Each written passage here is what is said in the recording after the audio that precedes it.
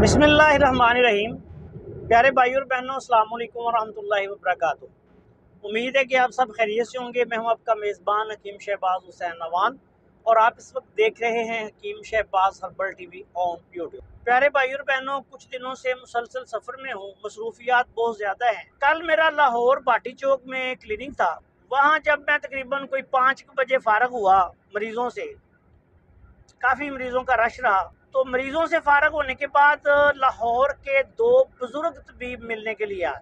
उनमें से एक बहुत तजर्बाकार तबीब हैं। उन्होंने ये सवाल किया कि आजकल व्याग्रा पाउडर इस्तेमाल करने की वजह से अक्सर ये हमारे जो कम तालीम याफ्ता, मैं उनको कहूँगा, हकीम भी हैं, नीम हकीम लोग भी हैं और जाली हकीमों ने तो बेड़ा गर्क किया हुआ है।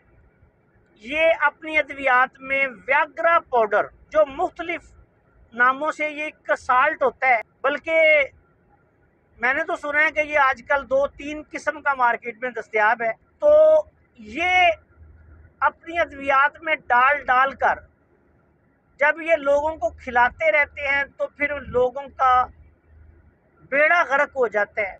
दिल के वो मरीज बन जाते हैं, गुर्दों के वो मरीज बन जाते हैं, जिगर के वो मरीज बन जाते हैं, हाई ब्लड प्रेशर के वो मरीज बन जाते हैं और यहाँ तक कि उनकी मुकम्मल मर्दाना कुव्वत जो है वो ख़त्म हो जाती है। तो जो कल मुझे 2 तबीब मिलने के लिए आए, उनमें से एक तबीब ऐसे थे जो लोगों को व्याग्रा पाउडर इस्तेमाल करवा करवा कर उनका बेड़ा गर्क कर देने वालों में वो भी शामिल थे। तो उन्होंने मुझसे साफ और सीधी बात की। मुझे कहते हैं कि कोई ऐसा नुस्खा बता दें कि जिसके इस्तेमाल से ऐसे लोग जिनकी मर्दाना कुव्वत व्याग्रा पाउडर इस्तेमाल करने की वजह से या उसकी अद्वियात इस्तेमाल करने की वजह से ख़त्म हो गई हो, वो बहाल हो जाए। अच्छा, अब दयानतदारी की बात यह थी कि मेरे पास एक नुस्खा है और मैंने बहुत अरसा से ऐसे मरीज़ों के लिए जिनको बिलखसूस, ये हमारे पास लोग यूरोपियन कंट्रीज से आते हैं, साउथ अफ्रीका से आते हैं, अमेरिका से आते हैं, पाकिस्तान से भी कई लोग ऐसे आ जाते हैं जो व्याग्रा पाउडर खा खा के जब उनका, या व्याग्रा की टैबलेट इस्तेमाल करके उनकी मर्दाना कुव्वत ख़त्म हो चुकी होती है, तो फिर वो पागलों की तरह दौड़ते फिरते हैं, हमारे पास भी आ जाते हैं।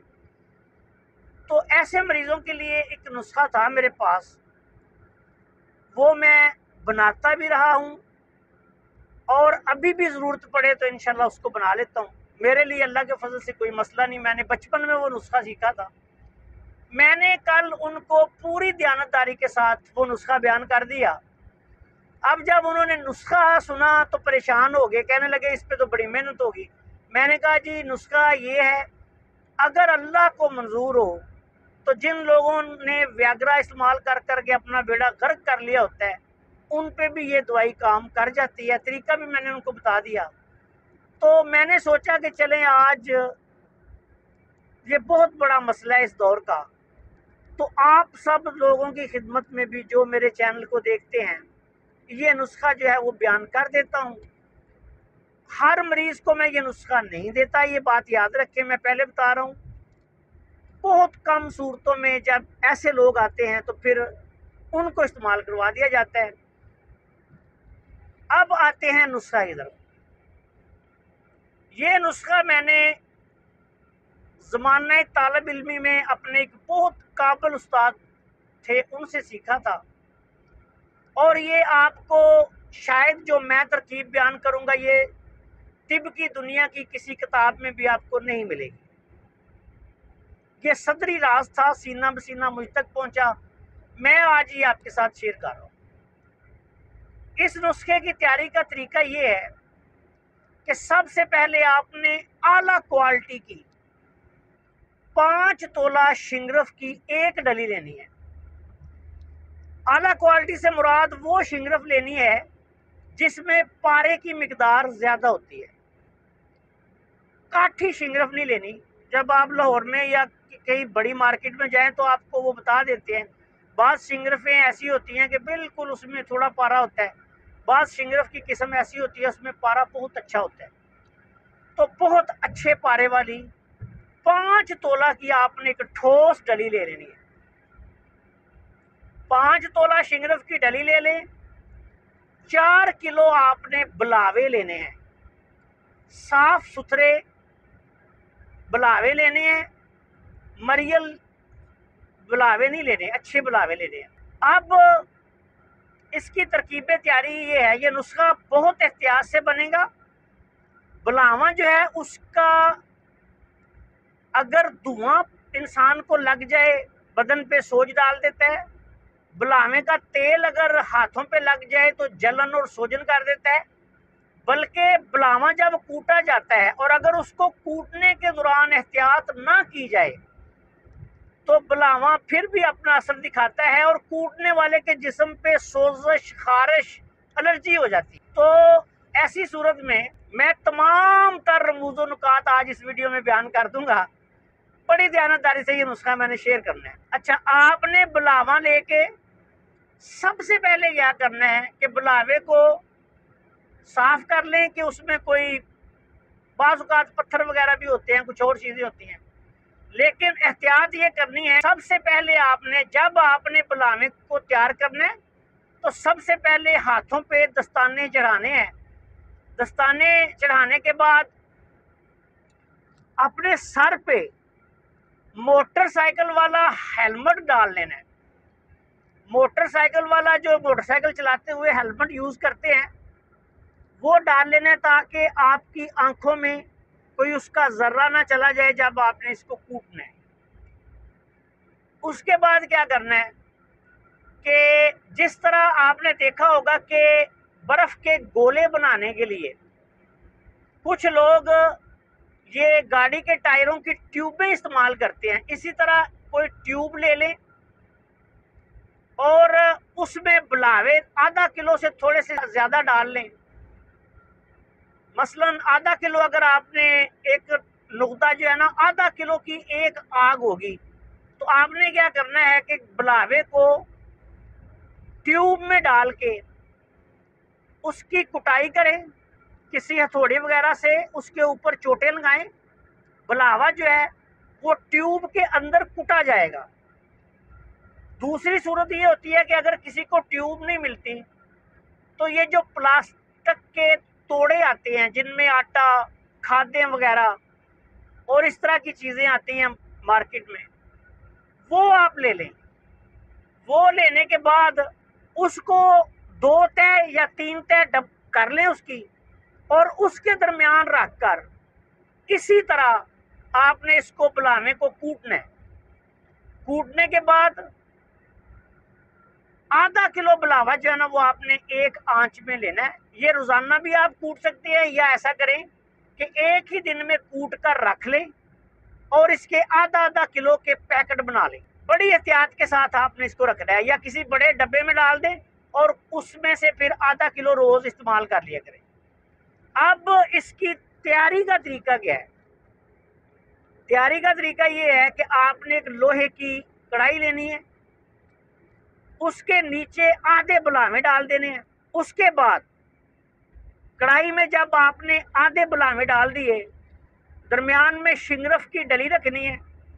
उसके बाद दोबारा फिर आपने ऊपर 1 पाव बुलावे जो कूटे हुए हैं वो डाल के इसको अच्छी तरह से दबा के इसके ऊपर कोई मट्टी का बर्तन, कनाली छोटी या बाज हांडियों के ढक्कन होते हैं बड़े, वो इसके ऊपर बुलावों के ऊपर लोहे की कढ़ाई में आपने टका देना है। उसके बाद क्या करना है, माश की दाल ले लें, उसका आटा बना लें और उसमें थोड़ा सा पानी डाल के उसको आपने ऐसे करना है कि जहां आपने कढ़ाई के ऊपर ये मट्टी का कोई बर्तन या कनाली वगैरह छोटी रखी है, इसकी जो लब है सारे बंद कर देने, इसमें अच्छी तरह इसको सील कर देना। सील करने के बाद कढ़ाई के ऊपर 5, 6, 7 किलो इतनी रेत डाल दें कि मुकम्मल तौर पे कढ़ाई जो है वो भर जाए। अब आपने ये करना है कि किसी ऐसी जगह पे जहां बच्चे वगैरह ना हो, घर में ये अमल आपने नहीं करना। छत वगैरह पे या किसी खुली जगह में सिलेंडर लेके हल्की आंच पे इसको रख दें। 3 घंटे हल्की आंच दें, 3 घंटे के बाद थोड़ी सी आंच बढ़ा दें, 6 घंटे के बाद थोड़ी और आंच बढ़ा दें, और जब 9 घंटे हो जाएं तो उसके बाद इतनी आंच कर दें कि जिस पे रोटी पक जाती। ये 12 घंटे का रोज का अमल है। 12 घंटे आग देने के बाद आप इसको छोड़ दें। सुबह जब ये ठंडा हो तो इसको रेत को निकालें। उसके बाद अगर कहीं से कोई लीकेज हुई और बुलावे का धुआं जो है वो बाहर निकला तो वो रेत के साथ मिलके एक काला सा मुरक्कब बन जाता है, ये भी उतार दें। फिर आप वो भट्टी का जो आपने ढक्कन वगैरह रखा था उसको उतारेंगे तो नीचे से बुलावे जले हुए मिलेंगे और शिंगरफ की डली उसी तरह आपको मिल जाएगी। आपने अच्छी तरह से शिंगरफ की डली निकाल लेनी है और दोबारा यही अमल बुलावे का जो भी वो कचरा कुचरा होगा उसको फेंक दे और दोबारा फिर यही अमल करना है। ये 8 दिन में, या अगर आप रोजाना अमल ना कर सके तो इसी तरह 8 अमल करें तो ये शिंगरफ जो है ये तैयार हो जाएगी। ये शिंगरफ जो है ये बहुत हद तक कायमुन्नार होती है। इसी तरह आपने ये जब आप 8 अमल कर लेने हैं तो 8 दफा रोज या जब भी आपका दिल करे, जब आप इसको 12-12 घंटे पकाएंगे तो इस बात का ध्यान आपने रखना है कि जिस तरह मैंने आंच बताई है इसी तरह देनी है। अगर आप ऐसे आंच नहीं देंगे, आग ज्यादा हो जाएगी तो शिंगरफ का पारा जो है वो उड़ जाएगा। तो इतना ज्यादा नहीं उड़ता लेकिन फिर भी वो यानी ऐसे समझ ले कि वो मुकम्मल वजन में फिर पूरी नहीं होगी। अगर आंच सही देंगे तो शिंगरफ बावजन कायमुन्नार बिल्कुल सही निकलेगी। ये अमल मेरा जाती करता है और मेरा मामूले मतलब रहा है। तो बिल्कुल पूरी ध्यानदारी से मैं नुस्खा बयान कर रहा हूँ, लेकिन बनाने वाला जो है वो माहिर फन हो। ऐਵੇਂ ही उठकर कोई भी बंदा इसको नहीं बना सकेगा, ये बात याद रखिए। और दूसरी बात आपको मैं ये भी बता दूं कि कोई अनाड़ी बंदा, कोई नीम हकीम, कोई गैर रजिस्टर्ड मुआलिज, कोई ऐसा तबीब जिसने उस्तादों से मार ना खाई हो, उस्तादों के पास मेहनत ना की हो, वो इस नुस्खे को कभी भी हाथ ना लगाए, वरना अंधा हो जाएगा या उसका जिस्म जो है वो गल जाएगा। ये बात याद रखनी है आपने। ये नहीं कि हर बंदा ही उठ के इसको बनाना शुरू कर दे। अच्छा, दूसरी बात कि जब ये आप 8 दिन पकाने के बाद आप इसको 8 अमल कर लेंगे तो क्या होगा कि ये शिंगरफ कायमुन्नार हो जाएगी और अपने रंग में ही रहेगी। थोड़ी सी ये स्याही माइल हो जाती है, स्याह। अच्छा, उसके बाद आपने इसको ऐसे करना है कि किसी अच्छे खल में साफ करके डाल लें और उसके बाद इसकी रगड़ाई शुरू कर देनी है। अब 8 दिन 12-12 घंटे के हिसाब से, यानी रोज 12 घंटे आपने इसकी रगड़ाई करवानी है। या ऐसा कर लें कि वक्त मुकर्रर कर लें कि अगर फर्ज करें 12 घंटे रोजाना के हिसाब से जितने घंटे बनते हों 8 दिन में, उतने घंटे आपने इसकी रगड़ाई करवानी है। 12 को 8 से ज़रब दे लें, उतने घंटे इसकी रगड़ाई होनी है। बेशक आप 1 माह में कर लें, 2 माह में कर लें, 3 माह में कर लें, जैसे मर्जी कर लें, या 8 दिन में कर लें। इसकी जब आपने रगड़ाई करनी है तो रगड़ाई कैसे करनी है कि इसमें थोड़ा थोड़ा सा अरक अंबर, ये हमदर्द कंपनी का मिल जाता है, ये आपने डालना है। ये पानी की तरह का अरक होता है। ये थोड़ा थोड़ा सा डालते जाएं, इसकी रगड़ाई करते जाएं, रगड़ाई करते जाएं। 8 दिन तक 12 घंटे रोजाना इसकी रगड़ाई करनी।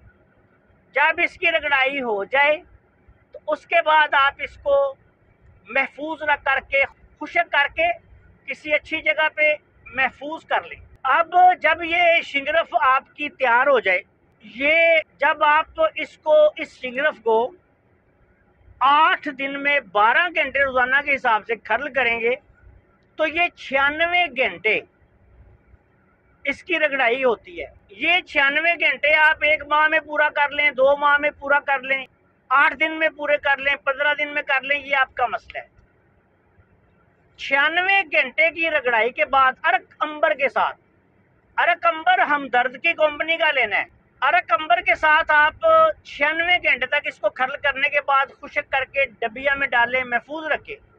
अब इस शिंगरफ में से ये जो तैयार शिंगरफ है, 1 तोला आपने ये शिंगरफ लेनी है, 2 तोले आपने अजराकी मुदब्बर लेना है। अजराकी मुदब्बर अदरक और क्वार गंदल वाला, ये अजराकी मुदब्बर अदरक और क्वार गंदल वाला 2 तोले। जाफरान खालस आला क्वालिटी का ये आपने लेना है 2 तोले। इसके बाद आपने 6 ग्राम खालस अंबर लेना है। अंबर बिल्कुल खालस हो, आला क्वालिटी का हो, 6 ग्राम आपने ये लेना है। अब इन तमाम अद्वियात को आपने खर्ल में डाल के इसकी रगड़ाई करनी है। अंबर जो है इसको थोड़े से देसी घी में, गर्म देसी घी थोड़ा सा 1 चम्मच करके उसको नीचे उतार लें किसी बर्तन में, और उसमें अंबर के टुकड़े छोटे छोटे करके डालेंगे तो वो हल हो जाएगा। उसके बाद इस तमाम मुरक्कब को अच्छी तरह से आपने खर्ल करना है, और फिर इसकी काली मिर्च के बराबर या दाना माश के बराबर गोलियां बना लेनी है। गोलियां बनाने के बाद इसके ऊपर चांदी के वर्क चढ़ा लें। गोली आप शहद डालकर भी बना सकते हैं। तो इस तरह ये आपका नुस्खा जो है, हब्बे अंबर खासुल खास व्याग्रा का तोड़, ये आपके पास तैयार हो गया। अब इसके इस कदर फवायद हैं, ये खुशक गर्म मिजाज का नुस्खा बनेगा, और इस कदर इसके फायदे हैं कि इसको एक समझदार मुआलिज बहुत सारी जगह पे इस्तेमाल कर सकते। 1 गोली रोजाना नाश्ते के 1 घंटे बाद, नाश्ते में कम से कम ऐसे मरीज को 4-5 चम्मच देसी घी या मक्खन वो दूसरी चीजों के साथ नाश्ते में लाजमी दें। उसके बाद ये दूध के साथ, 1 गिलास दूध के साथ 1 गोली खिलाएं। 1 गोली रोजाना जो है इसकी अमूमी खुराक है। और अगर कोई मरीज हद से ज्यादा कमजोर हो, वजन उसका ज्यादा हो, मोटा ताजा हो, हालात उसके बड़े खराब हो, तो फिर सुबह शाम भी दी जा सकती है। मौसम सरमा में, मौसम गर्मा में इसकी 1 खुराक ही काफी है। अमूमी तौर पर 8 दिन में मर्दाना कुव्वत जो है इससे बहाल हो जाती है। ज्यादा बहुत कमजोर मरीज जो होते हैं उनको 15 दिन से लेके 1 माह तक भी दे सकते हैं।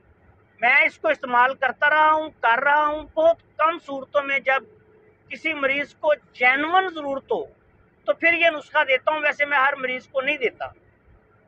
और ये नुस्खा जो है ये हब्बे अंबर खासुल खास का नुस्खा है। थोड़ा खर्चा होगा, थोड़ी मेहनत होगी, लेकिन रिजल्ट इसके बेमिसाल होंगे। बाकी शाफी हकीकी सिर्फ अल्लाह की जात है। पूरा नुस्खा आपकी खिदमत में पेश कर दी है। अच्छा, इसकी एक और भी आपको खूबी बता दूं। अगर कोई बंदा अंबर वगैरह डाल के ये नुस्खा नहीं बना सकता, महंगे नुस्खे नहीं बना सकता, तो अंबर के बगैर भी अगर आप इसको बनाएंगे तो ये नुस्खा काम करता है। लेकिन अंबर डाल के तो सारी बात है, फिर उसके फायदे और हो जाते हैं। तीसरी बात ये भी बता दूं कि ये शिंगरफ अकेली भी निसफ चावल से लेके 1 चावल तक इसकी खुराक है बड़े आदमी के लिए, और इसको अकेला को भी इस्तेमाल किया जा सकता है। जरूरी नहीं कि आप इसके कंपाउंड बनाएं। बाकी इस नुस्खे के और बहुत सारे फायदे हैं जो सिर्फ साहिब इल्मो अमल और अक्ल लोग जो हैं वो इससे फायदे उठा सकते हैं। इसको बहुत सारी जगहों पे इस्तेमाल किया जा सकता है। बहुत दयानतदारी के साथ मुकम्मल असरार और रमूज आपके सामने खोलकर नुस्खा बयान किया है। आखिर में फिर बयान कर दूं कि बनाएगा वही जो साहिब इल्म अमल और अक्ल और साहिब तजर्बा होगा। तिब्बे यूनानी का खास करिश्माती नुस्खा आपकी खिदमत में पेश कर दिया है। तमाम तर जो मेरे शागिर्द हैं, दोस्त हैं, अहबाब हैं, दुनिया भर में चाहने वाले हैं, उनसे गुजारिश है कि इसको मेहनत करके नुस्खा को बना लें। अगर कोई गरीब तबीब है वो अंबर नहीं डाल सकता तो अंबर के बगैर भी इसको बना ले, लेकिन शिंगरफ की रगड़ाई रख के अंबर में करनी है और इस पे मेहनत जरूर होगी, महारत की जरूरत होगी इसको तैयार करने में, लेकिन ये बहुत आला पाएगा नुस्खा है। आप जब इसको एक दफा बना लेंगे तो ये 5 तोला एक वक्त में बनेगी और ये 5 तोला आपके लिए काफी अरसा तक काफी होगी, क्योंकि हर मरीज को आपने इसको इस्तेमाल नहीं करवाना। वैसे अगर कमजोर कोई मरीज वैसे भी हो, हद से ज्यादा कमजोर हो तो इस्तेमाल करवा सकते हैं, ये ममानत नहीं। लेकिन मैं बिलखसूस इस नुस्खा को जब इस्तेमाल करवाता हूँ तो ये कोशिश करता हूँ कि ऐसे लोगों को इस्तेमाल करवाऊँ जो इस तरह व्याग्रा की तबाहकारियों या इस तरह की दूसरी और जो अद्वियात हैं, ड्रग्स हैं, उनकी वजह से जब उनका बेड़ा गर्क हो जाता है तो मैं ये नुस्खा वहाँ इस्तेमाल करवाता हूँ। आप सब दोस्तों से गुजारिश है कि अगर आपने अभी तक हमारे चैनल को सब्सक्राइब नहीं किया तो चैनल को सब्सक्राइब कर लें और हमारी इन वीडियोस को अपने दूसरे दोस्तों के साथ शेयर भी कर दिया करें ताकि वो भी इनसे फ़ायदा उठाएं। अस्सलाम वालेकुम व रहमतुल्लाहि व बरकातुहू।